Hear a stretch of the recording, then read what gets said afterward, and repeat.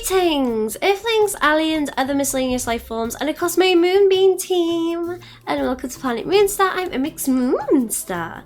Now, is the Switch version of Hello Kitty Island Adventure worth it after 45 hours plus of gameplay? Let's get into it. So I'll be honest with you folks, okay? I was a little bit worried when I heard Hello Kitty was coming onto Switch, because there are a bunch of other games. None are coming to mind at the moment, but I'm sure you know of examples yourself if you've, if you like cozy games and whatnot. There have been instances where some games port over from different platforms and they come over to the Switch and they're just not as good. Like there's glitches, there's bugs, and it's just not a fun experience, you know, it's just not good. So I was, needless to say, a little bit worried about Hello Kitty Island Adventure coming over to Switch. So I just wanted to talk about it today a little bit, because like there might be other people who might have been a little bit worried and they kind of want to know, like, you know, what is the game still worth it after all this time? Are there any cons? Are there any pros? Etc, etc, etc, etc, sorry. Okay, let's get started. So, Hello Kitty Island Adventure is an adventure exploring open world kind of game. So you're tasked with restoring an old amusement park back to its former glory.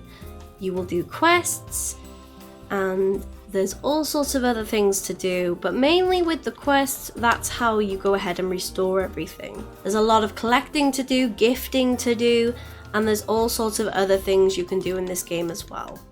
There's mini games, there's lots and lots of exploration to do, and it's just a fun little game, and I enjoy it so much I decided to buy it on Switch.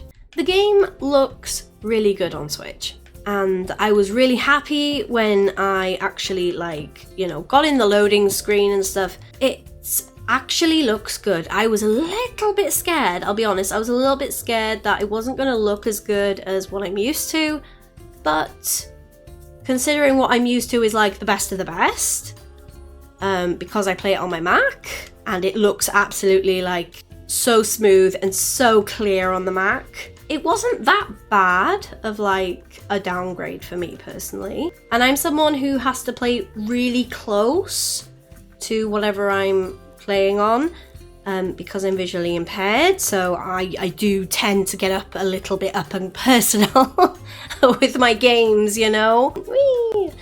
And basically I don't think it looks that bad on the Switch. I think it looks really good. So how far have I gotten? So I'm going to go to my quests, and then I'm going to go to completed quests, and I'm just going to scroll down. I've completed all these quests here, and I still have a bunch more to do, okay? There's loads I've done, but there's still loads I haven't actually done, you know? I've got my sweet piano on the way. I've got Cloud Island unlocking really soon, hopefully today actually. So I'm really, really excited about that, because Hello Kitty's almost at level 17, which means I can do this quest, which means I'll be able to do the stargazing quest. And I can't wait because I love Cloud Island. It is my favourite region. Now, the story. I have already experienced the story once, but being able to experience the story over again has been really nice actually, because you can kind of go through it again, but you kind of know what already happens, so you can pick up on things that you wouldn't have picked up on when you first started, you know, learning about the story and whatnot. And you know, it still makes me tear up, the story and whatnot, and it's just such a lovely story, even though I already know the story and I've already experienced it. It was such a joy to actually experience it again, and I have really thoroughly enjoyed my time with the Switch version. What I will say as well is when the Apple Arcade version launched, there was a lot less to do than what there is now. Like, there's so much to do at the beginning now compared to what there was with the Apple Arcade version when that first released. And that's really, really good. I always find myself like knowing what I'm gonna do next, and I haven't run out of any gameplay yet. And I don't think I will for quite a little while because there's still plenty to do in the game. The events have been super fun and super cute. So we've got the Hugs and Hearts event currently and the Luck and Lanterns event, both happening at the same time. So collecting the love bugs and collecting the lucky envelopes is very fun, and getting all the event furniture is also really fun, and it's really cute as well. And like, this game can be like so relaxing. Sometimes just like having my Switch on and having it next to me, I'll just like sort of zone out, and I'll just be going around collecting things, and I'll just have the background noise on, and it's just so nice, you know? The sound in this game is so beautiful, like the soundtrack and the background sounds and the sound effects and stuff like that, you know? The devs have also been very generous and given us a bunch of like freebies and stuff just for simply playing the game, and most of these have been for all users, which is nice. So regardless if you're on PC, if you're on Switch, or you're on Apple Arcade, you have been getting some of these good rewards. So make sure you are going ahead and checking your Sunblink Post little app here, okay? And then you can claim the cool things, and they will help you with your game immensely. So there are some negatives. So every now and again, the Switch version will do like a little, it just lags for a second. Everything just pauses. I have got footage of this, but I can't locate it. But I think it's happened in this video already as I've been running around. And basically everything just freezes for a couple of seconds, but then it picks back up, you know? And I'm okay with that. I don't think that's too bad because it's not game breaking, and it only happens like some of the time. It doesn't happen all the time. Maybe like every 5-ish minutes or so, and it doesn't happen for that long, so I'm actually alright with it, you know. Another thing I would like to say is that the loading screen when you first log in, so when you're at the main menu, you click continue, the loading screen is very long. See, that was the lag spike I was talking about before. I'm not sure if that's the right term actually, but basically the loading screen at the start is rather long. And it's okay because once it has actually loaded, you're actually in the game and you don't really have that many more loading screens except when you're going in and out of buildings. They can be a little bit long sometimes, but they're not as long as the loading screen in the beginning, which is good. Having to go around and pick everything up every single day can be a little bit tiresome.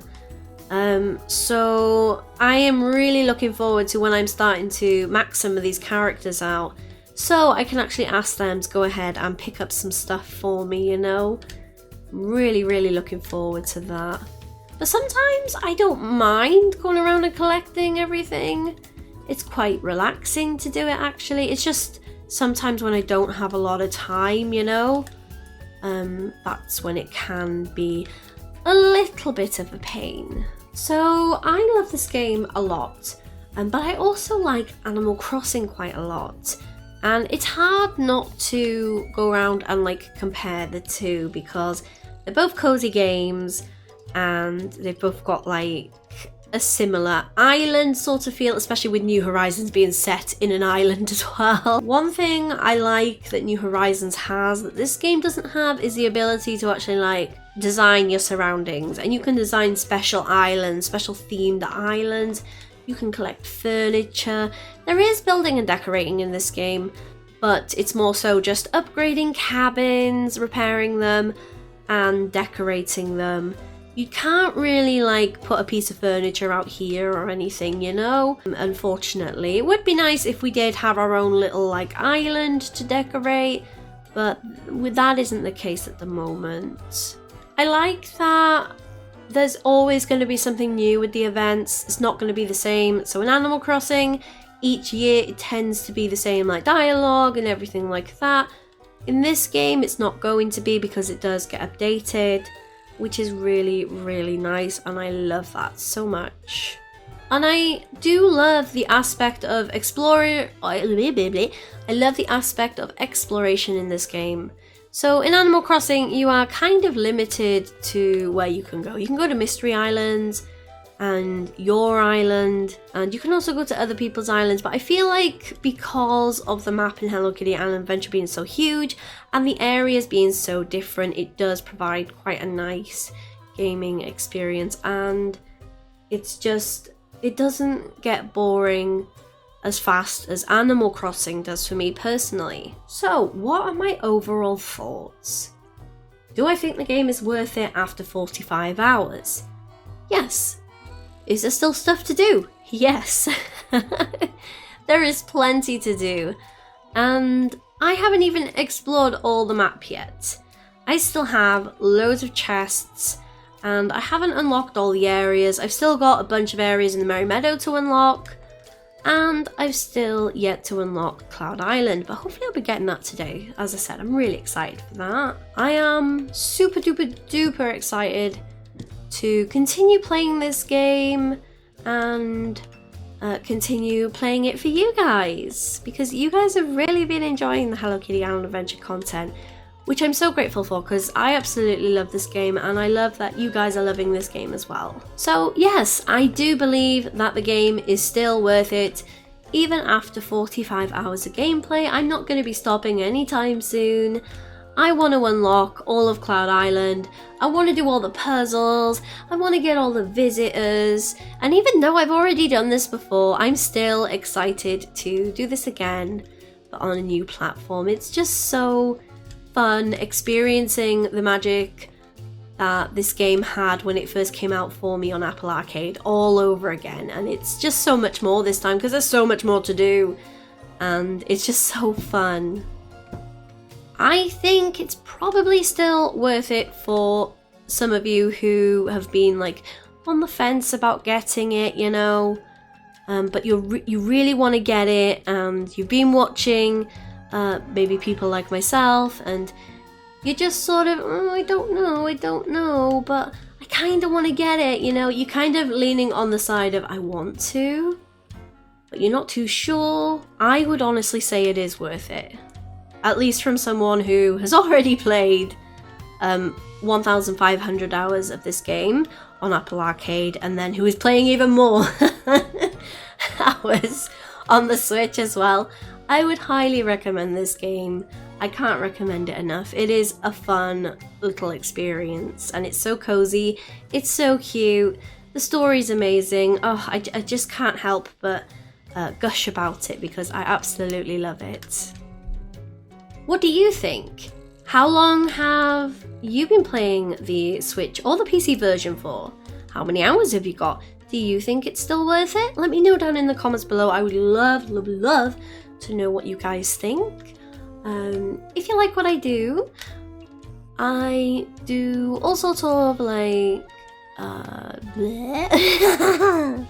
what I meant to say was, if you like what I do and you know you wanna say thank you or whatever it is, you just want to be nice and give me a little smile, you know.